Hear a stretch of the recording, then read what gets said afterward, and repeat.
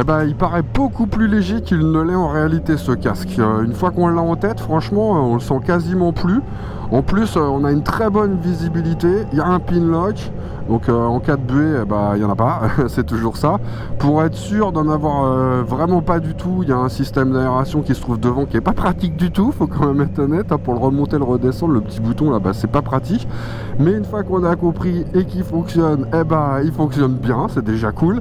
Une aération sur le dessus de la tête qui fonctionne elle aussi très bien, avec un extracteur d'air pour on retire un petit peu l'humidité qu'il pourrait avoir quand on prend un petit coup de chaud l'été. C'est toujours bien agréable et on apprécie ça toujours autant, je peux vous le dire.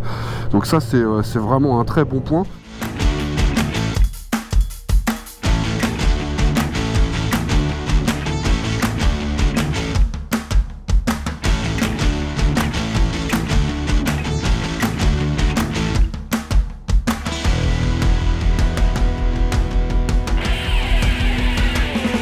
Et puis il y a un écran solaire qui monte et qui descend de façon tout à fait traditionnelle. En revanche, le petit bouton pour l'actionner, lui, il est un petit peu moins.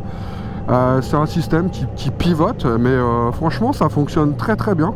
On le remonte, on le redescend sans vraiment de problème et on le trouve assez facilement. Donc ça, c'est un point assez positif, je trouve, parce que très souvent, pour descendre et remonter les écrans solaires, on est là en train de chercher le bouton un peu partout. Là, c'est pas le cas et c'est un point qui est vraiment très positif sur ce casque.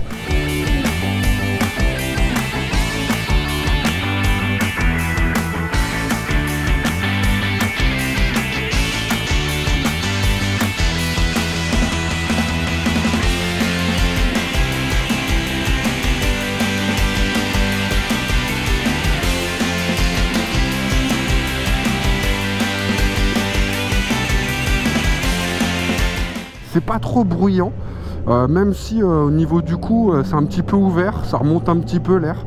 Le bruit aussi du coup, mais bon, à des vitesses je dirais normales, hein, autoroutières, des choses comme ça, franchement ça va.